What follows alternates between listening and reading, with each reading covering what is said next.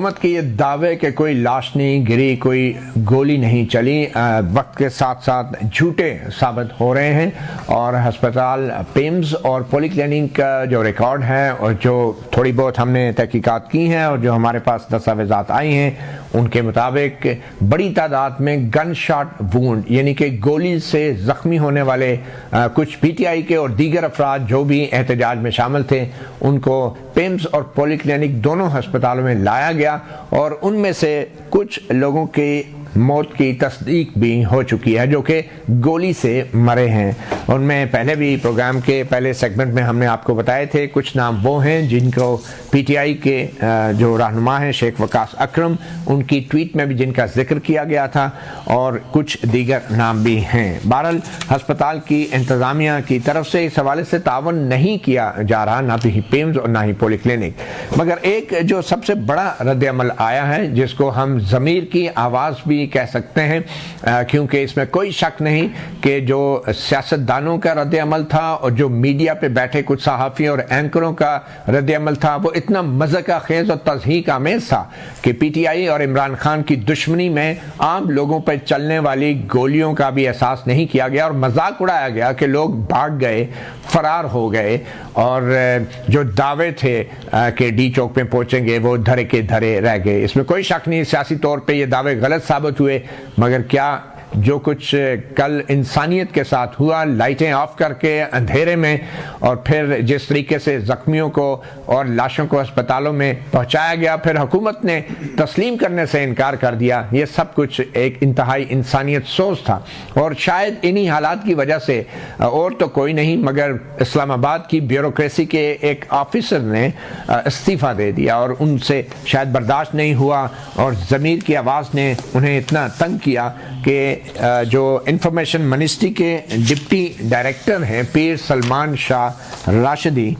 جو کہ civil servant ہیں، انفارمیشن گروپ سے ان کا تعلق ہے 38 کامن سے، انہوں نے باقاعدہ آج کی تاریخ میں اپنا استعفیٰ جو ہے وہ سیکرٹری وزارت اطلاعات و نشریات کو بھیج دیا ہے۔ اور ہمارے ساتھ اس وقت موجود ہیں پیر سلمان شاہ راشدی صاحب۔ راشدی صاحب بہت شکریہ، آپ نے ہمیں جوائن کیا ہے۔ یہ بڑا ہی انپریسیڈنٹڈ ہے، بہت ریئر ہوتا ہے کہ کوئی سرکاری ملازم اس طرح کے سیاسی حالات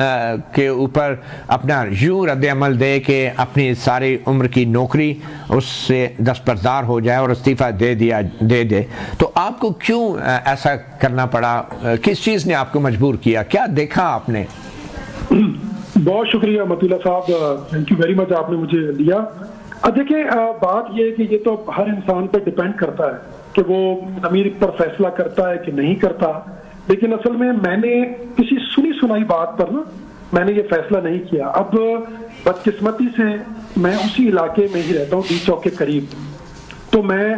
جب یہ دھرنا، یہ جو جلوس تھا پی ٹی آئی کا، جب یہ پہنچا ہے کوئی میرے گھر کے قریب، تو ہم دوپہر کو کوئی دھماکے، کوئی لوگوں کی آواز، کوئی گانوں کی آواز سن تو رہے تھے، لیکن کوئی 11 بجے ہوا، اس کے بعد ایک دم ایک ہڑبڑ سی مچی اور بہت سی ہمیں فائرنگ کی آواز مجھے سننے کو ملی، تو ہم نیچے اتر گئے اپنے فلیٹ سے۔ جب ہم نے نیچے دیکھا تو مجھے تو قیامت صغریٰ کا ماحول نظر آیا، لوگ بھاگ رہے ہیں، اس میں نوجوان بھی تھے، اس میں کچھ بوڑھے بھی تھے، اور ظاہری بات ہے میرے لیے یہ بہت ایک پرسوز ایک لمحہ تھا کہ جب میں اپنے ملک کے لوگوں کو دیکھ رہا ہوں اور ان میں سے کوئی بھی مسلح نہیں تھا۔ ایک نوجوان لڑکا میرے قریب آیا، ہم اور بھی 2-3 لوگ کھڑے ہوئے تھے، تو وہ آیا، اس کی ٹانگ پہ گولی لگی ہوئی تھی، اور وہ مجھ سے پمس کا راستہ پوچھ رہا تھا کہ بھائی مجھے پمس کا راستہ بتا دیں تاکہ میں چلا جاؤں۔ خیر ہم تو ظاہری بات ہے کیونکہ وہ ہنگامہ اتنا ہو رہا تھا ہم اس کی مدد نہیں کر پا رہے تھے، لیکن بہرحال کوئی ایک ٹیکسی والا گزر رہا تھا، اس نے اس کو جلدی سے بٹھا کے وہ وہاں لے گیا۔ لیکن میں یہ کہتا ہوں کہ ہم سول سرونٹس کسی بھی مخصوص حکومت کے ملازم نہیں ہیں کہ ہم ان کی ڈائریکشنز لیں، ہم سول سرونٹس ریاست پاکستان کے ملازم ہیں، اور ریاست پاکستان کے ملازم کی حیثیت سے ہم صرف آئین اور قانون کے پابند ہیں۔ اگر کوئی بھی حکومت آپ سے ماورائے آئین یا ماورائے قانون کوئی تقاضا کرتی ہے تو میرے خیال سے سول سرونٹس کو وہ نہیں کرنا چاہیے۔ اب میں تو ایسی کسی ذمہ داری پر تعینات نہیں تھا کہ میں اس طرح کرتا، لیکن میں نے جو کل حالات دیکھے تو میں پوری رات سو نہیں سکا، اور اس کے بعد پھر میں نے یہی کہا کہ میرے خیال سے میں کم از کم یہ حصہ ڈال سکتا ہوں ملک و قوم کے لیے کہ میں سسٹم سے اپنے آپ کو الگ کر لوں۔ مطلب ایک لوگ تھے وہ اپنا ایک آئینی حق ادا کرنے آئے آپ انہیں کرنے دیں. اگر نہیں, دیکھیں پیپلز پارٹی کے دور میں طاہر القادری آئے تھے, وہ کفن بھی باندھا ہوا تھا, انہوں نے ایس ایس پی پر بھی تشدد کیا تھا, لیکن پاکستان پیپلز پارٹی نے گفت و شنید سے ان کو بھیج دیا. عمران خان کے دور میں ٹی ایل پی والے آئے, عمران خان کے دور میں مولانا فضل الرحمان آئے, بلاول بھٹو زرداری صاحب آئے, لیکن وہ بھی گفت و شنید سے ہو گیا. یہ مطلب میرے خیال سے, اور میں نے کوئی سنی سنائی بات نہیں, میں نے خود اپنی آنکھوں سے دیکھا ہے اور کانوں سے سنا ہے, لوگوں کو بھاگتے ہوئے دیکھا ہے, لوگوں کی میں نے چیخ و پکار سنی ہے, میں نے ان کو دیکھا ہے. ایک نوجوان لڑکا میرے پاس آیا کہ بھائی اگر آپ میری یہ موٹر سائیکل کھڑی کر سکتے, ہم تو, اور ہم مدد بھی نہیں کر سکتے تھے, ہم اتنے خوف زدہ تھے. تو لہٰذا میں نے اپنی بے بسی دیکھی, اور میں ہرگز اس چیز میں نہیں آ سکتا کہ میں اپنے تاریخ میں ان